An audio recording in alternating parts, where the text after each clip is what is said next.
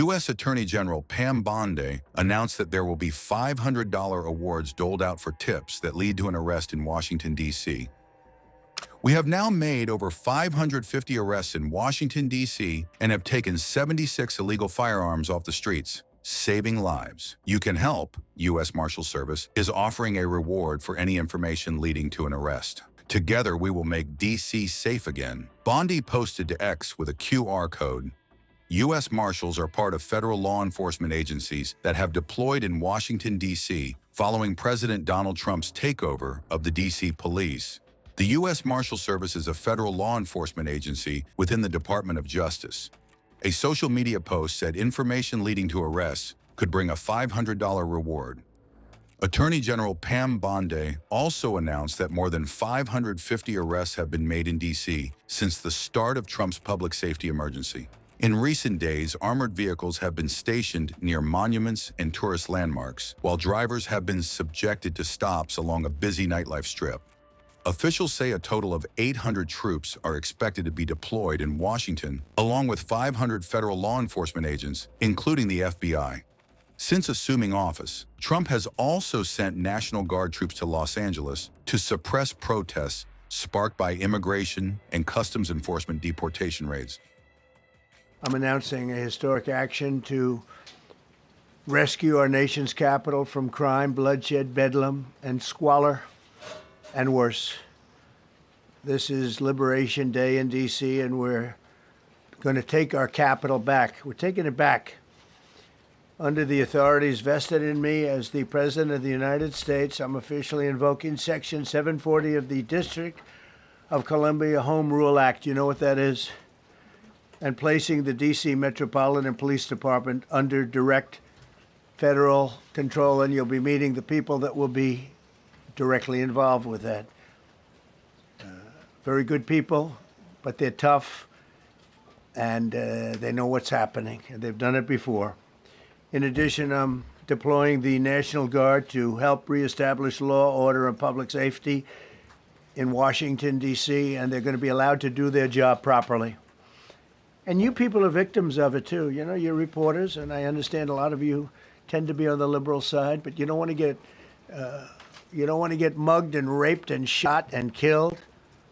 And you all know people and friends of yours that happened. And so you can be anything you want, but you want to have safety in the streets. You want to be able to leave your apartment or your house where you live and feel safe and go into a store to buy a newspaper or buy something.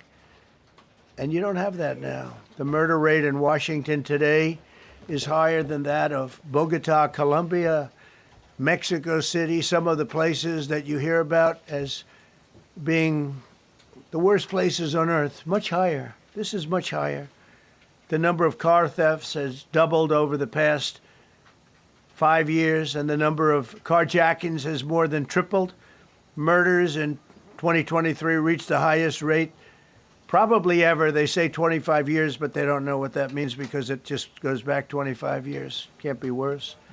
Our capital city has been overtaken by violent gangs and bloodthirsty criminals, roving mobs of wild youth, drugged out maniacs and homeless people.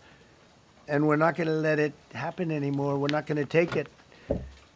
Just like we did on our southern border. Nobody comes through our southern border anymore. 3 months in a row, we had zero. I don't know if that's right, but the people that do the work, it's a very liberal group of people, actually, and they actually said zero for the last 3 months. Nobody thought a thing like that was possible. And, when you take a look at numbers, I just saw some charts. These are different cities throughout the world. Red is, okay, the red is a place called Washington, D.C. Look at these. Baghdad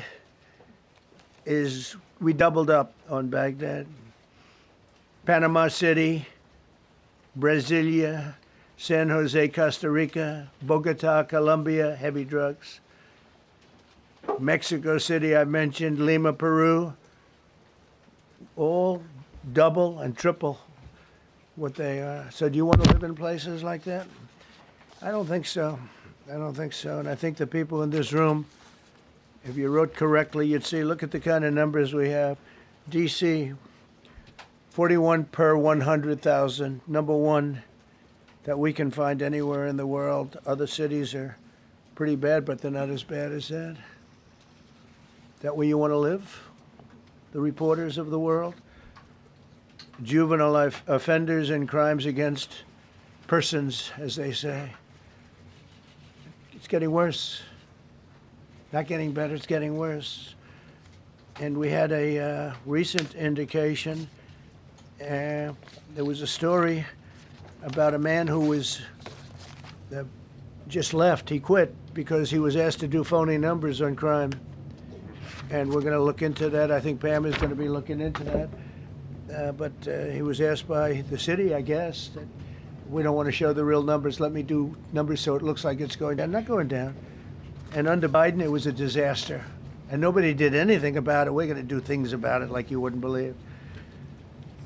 Every American has a constitutional right to be able to access and petition their government in safety, and countless federal officials and employees likewise have the right to carry out their jobs in peace without being shot. As you know, I lost a very good person a while ago, was shot waiting for his wife. He was in the car. They robbed his car. They shot him. They killed him like it was nothing to it.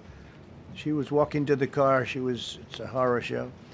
This issue directly impacts the functioning of the federal government and is a threat to America, really. It's a threat to our country. We have other cities also that are bad, very bad. You look at Chicago, how bad it is. You look at Los Angeles, how bad it is. We have other cities that are very bad. New York has a problem. And then you have, of course, Baltimore and Oakland. We don't even mention that anymore. They're so far gone. We're not going to let it happen. We're not going to lose our cities over this. And this will go further. We're starting very strongly with D.C., and we're going to clean it up real quick, very quickly, as they say. This dire public safety crisis stems directly from the abject failures of the city's local leadership. The radical left city council adopted no cash bail. By the way, every place in the country where you have no cash bail is a disaster. That's what started the problem in New York, and they don't change it. They don't want to change it. That's what started it in Chicago.